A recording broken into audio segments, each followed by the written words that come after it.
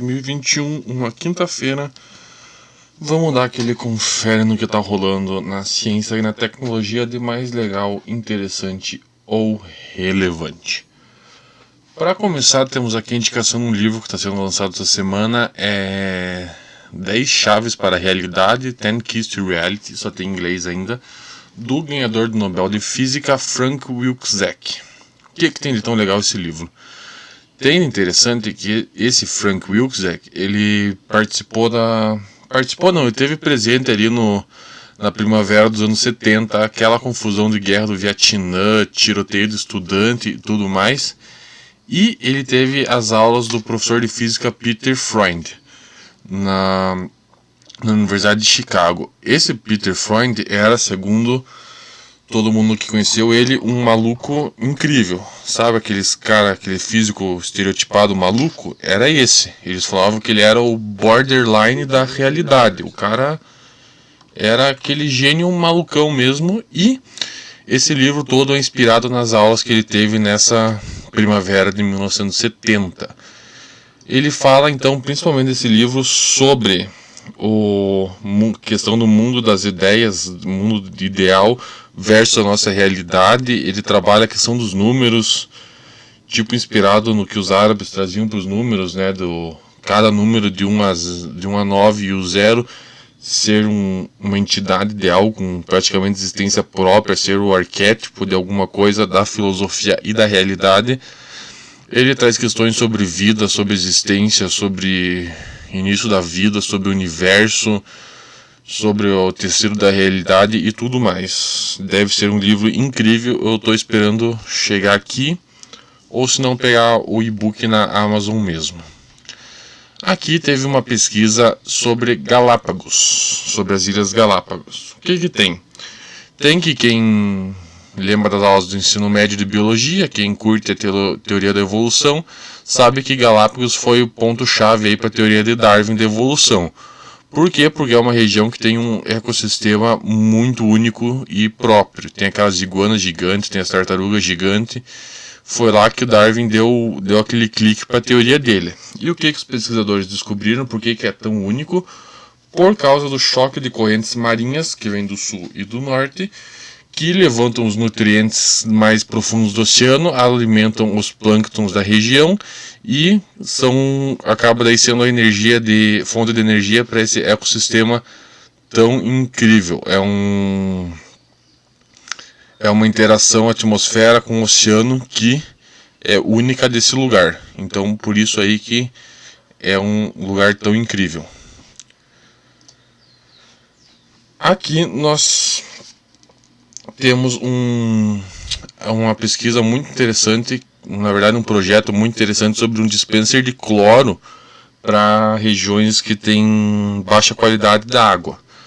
O que acontece? Acontece que cerca de 1/3 aí da população não tem acesso à água de qualidade, e esses pesquisadores da Universidade de Tufts, não me perguntam onde é que fique, estudaram durante anos um sistema de dispenser que seja resistente, não tenha partes móveis que quebrem facilmente, não necessite de eletricidade, abasteça de cloro uma região grande, seja adaptável em qualquer mecanismo e custa menos de $35. É um projeto incrível aí, né, para auxiliar toda essa população principalmente da África subsaariana e da Ásia, que não tem acesso à água potável, à água limpa. E teve uma eficácia esse sistema deles de mais de 90% dos usuários satisfeitos com a qualidade da água. Tudo isso a um custo de menor de $35 se for fabricado em escala.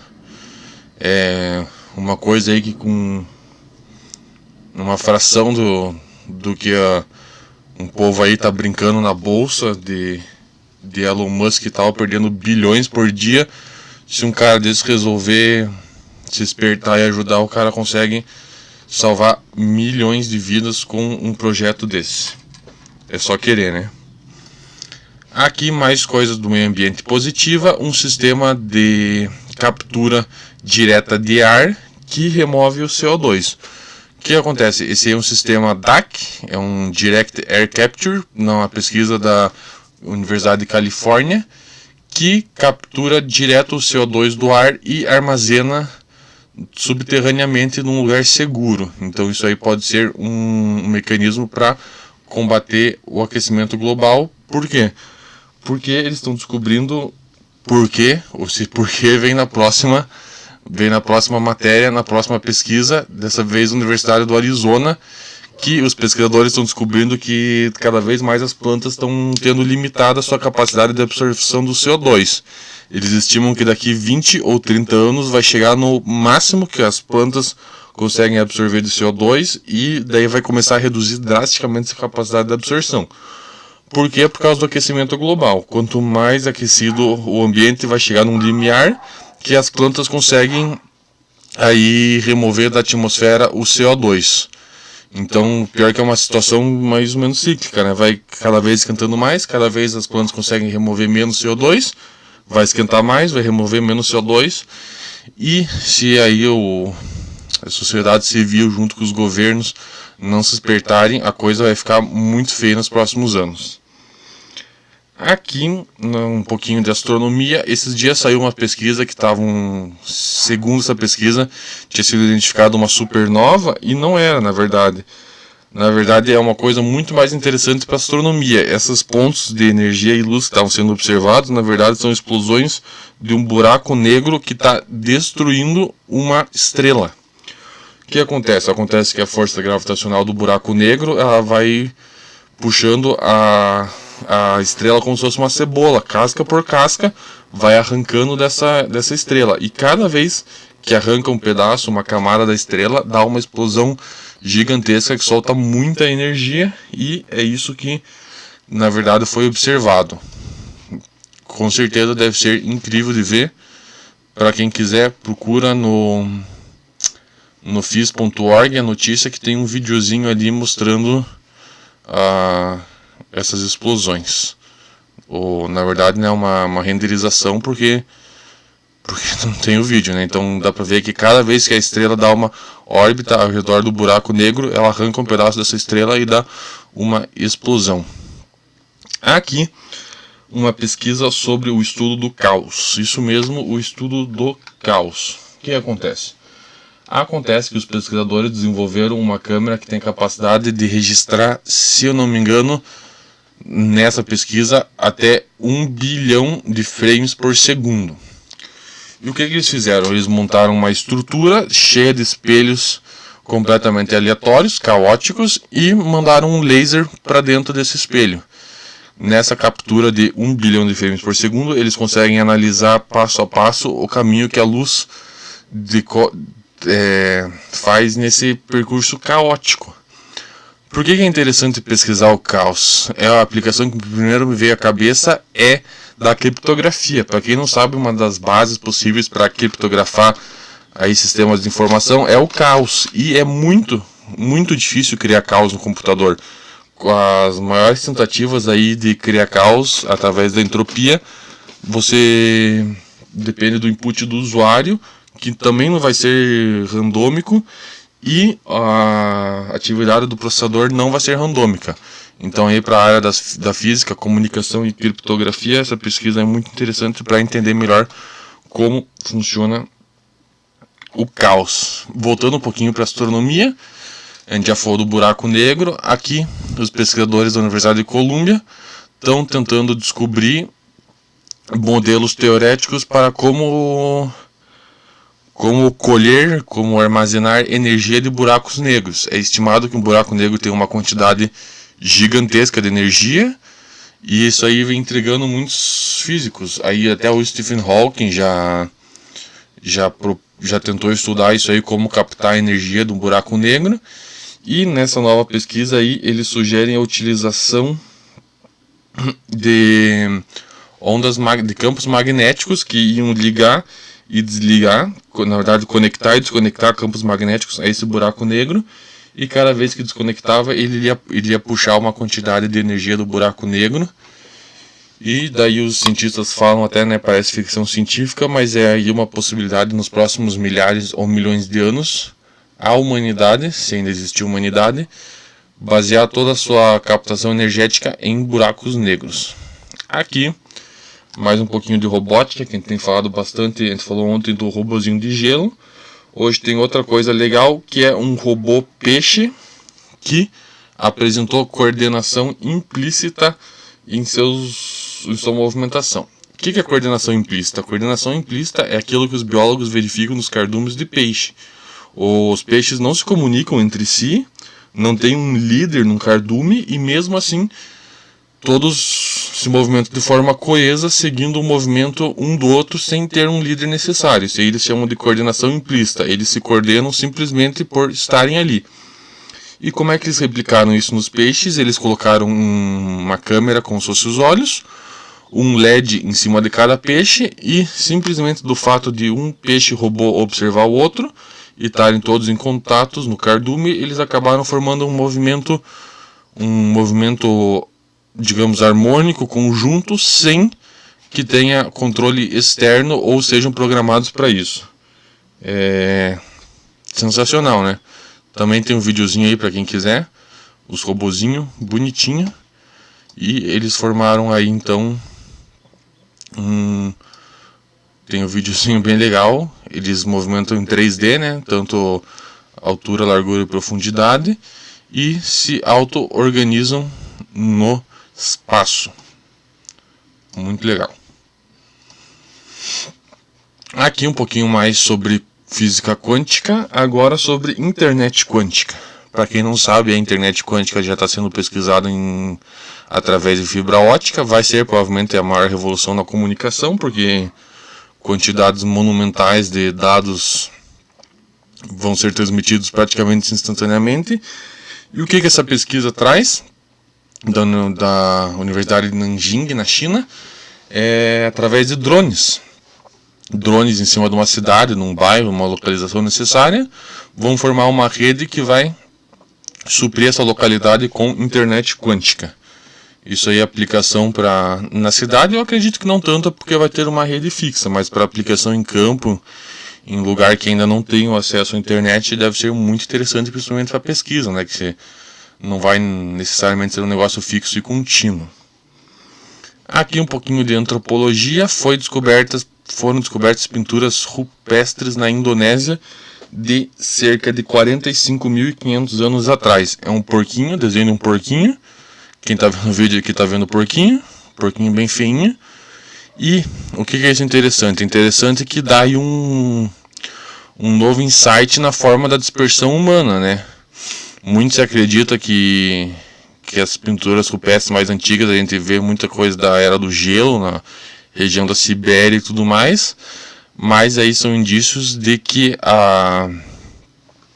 as primeiras, que eles chamam as cavernas humanas, né, a primeira forma de organização em cavernas humanas, na verdade surgiu provavelmente na Ásia ou ainda na África, que foi, se for para pensar, faz sentido, que foi onde a espécie humana se desenvolveu, evoluiu. Então talvez não seja como geralmente se imagina na Era do Gelo na Europa.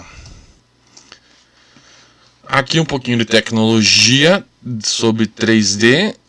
Pesquisadores estão usando câmera do celular normal, smartphone normal, para construir retratos 3D da cabeça humana. Eles usam o flash e a câmera para criar modelos 3D muito perfeitos de uma cabeça humana. Isso aí eu uso em realidade virtual e tudo mais, porque a cabeça humana daí também é porque eles tiveram que ter tipo um pré-molde, vai ser uma imagem pré-moldada, porque também não tem como só com a câmera do celular e o processamento você fazer um molde 3D de qualquer coisa, né?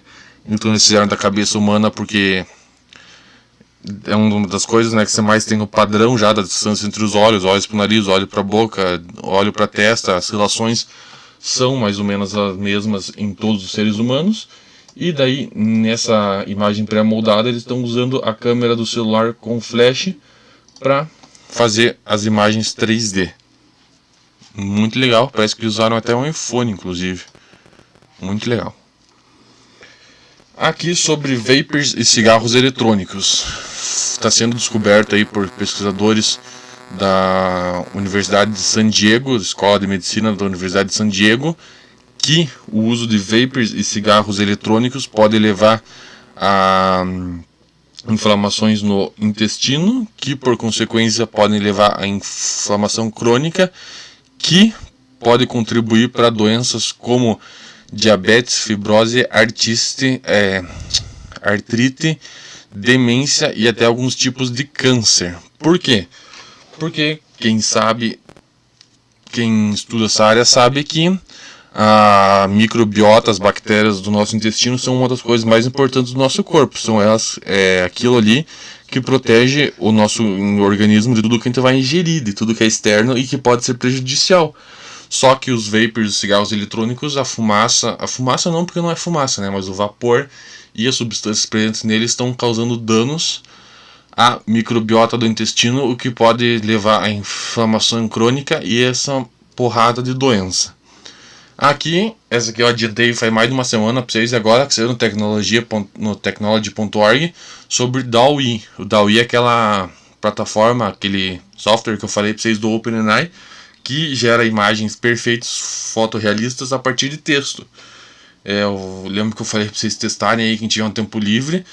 Você brinca, pode gerar uma imagem de qualquer objeto, de cartaz, do que você imaginar. Você digita, dá a descrição em inglês e a inteligência artificial é capaz de gerar essa imagem fotorrealisticamente. É muito legal para brincar. Dê uma conferida aí, OpenAI, DALL-E, dá para perder uns minutos se divertindo. Aqui uma pesquisa de neurociência e psicologia. Uma pesquisa que descobriu que discutir e discordar gera muito mais movimentação dos recursos cerebrais do que concordar. O que isso tem de interessante? Tem de interessante que pode aí dar um insight nessa época aí de tanta polarização política e discussão e tudo mais, sobre por que a gente gosta de discutir, por que discutir é tão atraente. A pesquisa descobriu que quando as pessoas concordam, meio que se estabelece uma harmonia no cérebro, ele fica mais harmônico e não requer tantos recursos, eles chamam de real estate, né, entre aspas, tanto espaço do cérebro. Já quando discorda, aumenta a atividade no lobo frontal e em outras áreas do cérebro, quando está em disputa, em discussão com outras pessoas. Aqui, sobre Twitter, Trump e tudo mais, o Jack Dorsey, do CEO do Twitter, falando que o banimento do Trump foi certo, porém perigoso. Essa questão, eu acho que eu já falei aqui, é uma das mais complexas que está tendo nesse ano e vai ter. A Angela Merkel já falou que foi completamente contra o banimento do Trump, mesmo eles sendo rivais políticos. E aqui o Jack falou que não celebra ou sente orgulho de ter banido o Trump, mas foi o correto. Não foi o correto, né? Não precisa nem dizer. Banir um presidente de falar com a população dele nunca vai ser correto. Por mais que justifique dizendo que uma empresa privada não comete censura porque você está concordando com os termos de uso deles. Mas eu vi alguém, na verdade, hoje no Twitter falando, e eu concordei, que Facebook, Twitter, Instagram da vida viraram estados digitais. Viraram entidades muito maiores do que deveriam ser. Tem poder de eleger e derrubar presidentes do maior país do mundo. Eles simplesmente ficaram poderosos demais. E acho que ninguém sabe como lidar com isso, né? Isso aí é coisa para acompanhar nos próximos capítulos. Mais coisa de Bitcoin. Esses dias a gente falou de um maluco que estava tentando recuperar 240 milhões de dólares no HD. E agora tem outro cara desesperado porque ele jogou um HD uns anos atrás fora com 210 milhões de euros em Bitcoin.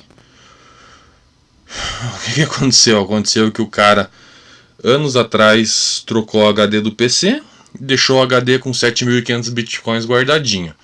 Na época, devia valer uns 500 dólares, nem isso, mas o cara deixou guardado. Só que em 2013, quando já valia 7 milhões e meio de dólares, o cara não lembrou que tinha isso no HD e jogou o HD fora quando estava fazendo uma limpa nas coisas dele.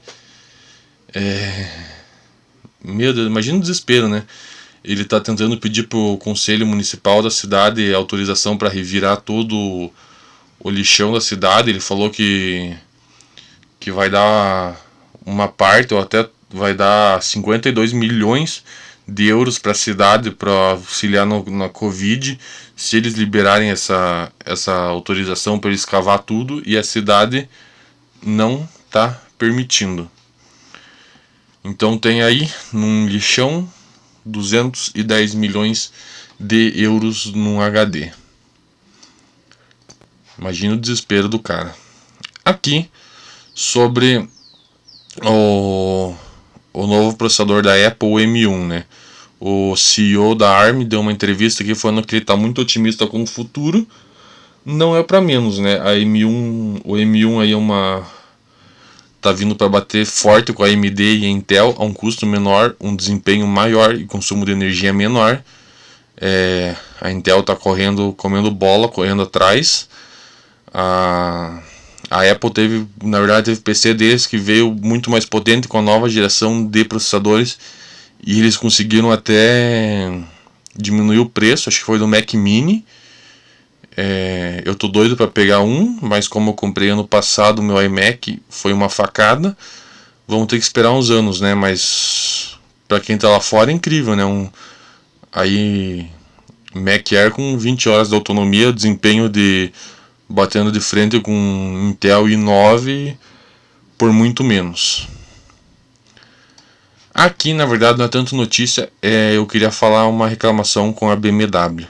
A BMW fez uma propaganda, acho que a coisa mais constrangedora que eu já vi na minha vida em relação ao carro, para promover aquele BMW iX. Para quem não sabe, o BMW iX é o carro elétrico deles, é uma coisa horrível, feio, ridículo. E eles fizeram uma propaganda, a própria BMW, desdenhando do Série 7. O Série 7, para quem não sabe, é o flagship da BMW. É provavelmente um dos carros mais tecnológicos e com desempenho e conforto, que une tudo que se espera num carro. E eles mesmos fizeram uma propaganda desse X desdenhando, como se o Série 7 fosse uma coisa ridícula, ultrapassada, fora de moda.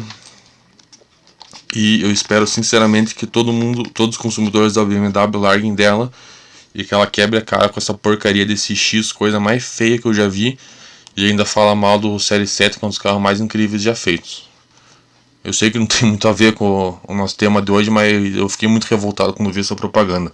Não vejam, é só para passar uma vergonha alheia num nível inimaginável. Eu não sei como é que um executivo deixou isso aí ser passar. Tudo bem que foi na Consumer Electronics Show, né? Eles têm que fazer uma gracinha, mas uma montadora que sempre foi conhecida pela esportividade, cuspir no prato que comeu a vida inteira, cuspir no legado que fez ela ser quem é, para promover essa coisa feia desse X, tem que se lascar muito, BMW. Aqui, Coreia do Sul e empresas de inteligência artificial que não aprendem a lição. O que aconteceu? Mais uma inteligência artificial criada, mais uma inteligência artificial treinada para conversar com conversas de redes sociais. Adivinha só? Mais um chatbot, uma inteligência artificial de conversação que virou racista, preconceituosa, terrorista e tudo mais. Aconteceu esses anos no Twitter, né? Não sei quem acompanhou. Foram treinar um chatbot conversando com usuários do Twitter.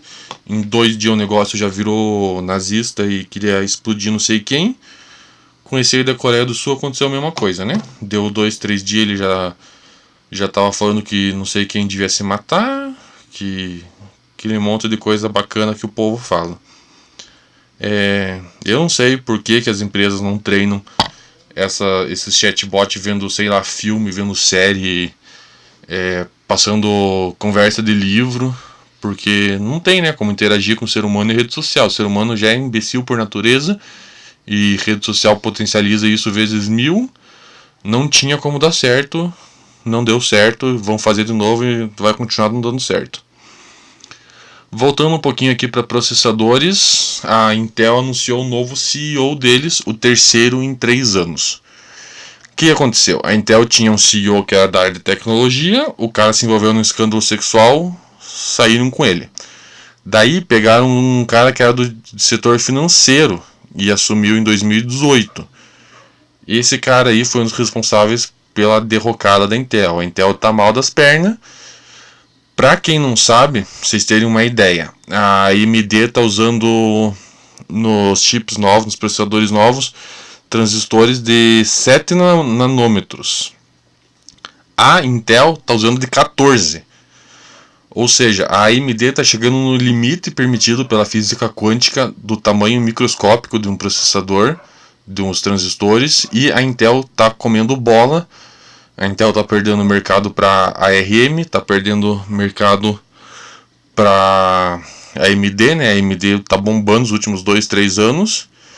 E vamos ver se com o cara da tecnologia, esse cara aí, para vocês terem uma ideia, ele foi um dos responsáveis por padronizar o USB, o Wi-Fi.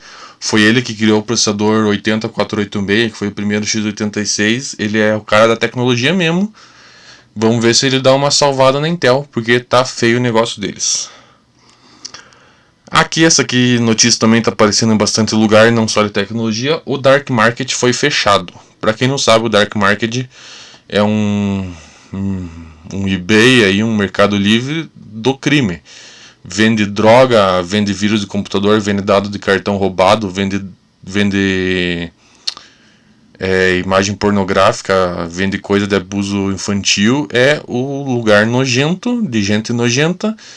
E aí, segundo as autoridades, o responsável pelo site foi preso. Ninguém revelou quem que é, ninguém falou quem que é.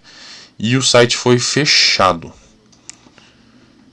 Foi um trabalho conjunto das polícias europeias. E para vocês terem uma ideia, esse site tinha mais de 200 mil vendedores. Se alguma vez te hackearam ou roubaram teu cartão de crédito, com certeza ele estava à venda por centavos lá, todos os teus dados. Aqui uma pesquisa bem maluca de um cara polêmico. O Michael Kosinski, esses uns anos atrás, tentou usar a inteligência artificial para definir a orientação sexual de uma pessoa através da foto. Deu muita polêmica na época e meio que cortaram esse trabalho dele. Agora o maluco voltou e está usando a inteligência artificial para analisar fotos e dizer se uma pessoa é conservadora ou liberal. O cara é pesquisador de Stanford, então ele tem essas ideias meio idiotas, mas o cara sabe o que está fazendo. E segundo ele, essa pesquisa aí chega no 73% de acurácia quanto à classificação só pela foto de alguém ser liberal ou conservador.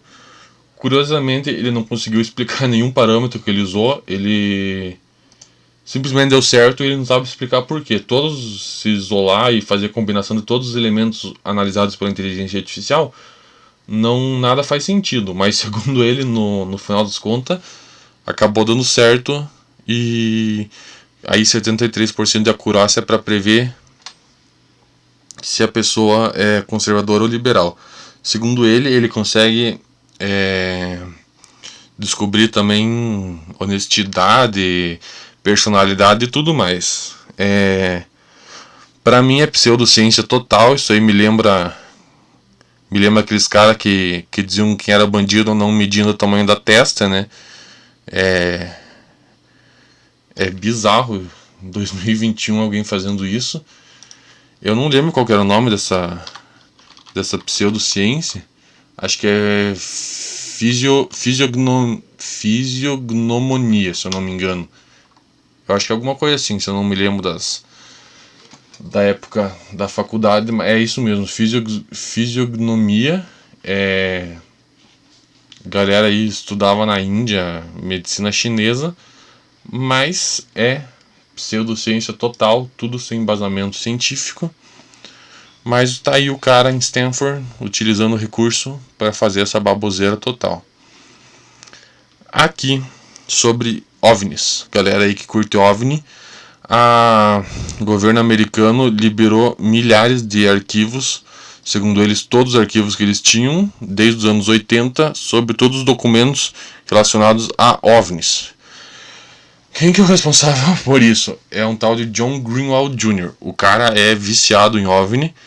Ele tem um site Black Vault, pra vocês terem uma ideia.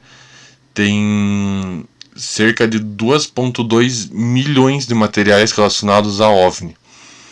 Esse cara, a vida dele se resume a isso, a cuidar desse site e fazer uma espécie de habeas data para o governo americano. Não habeas data, porque habeas data brasileiro aqui é sobre informação pessoal, né? Ele faz aí um pedido judicial para o governo americano liberar documentos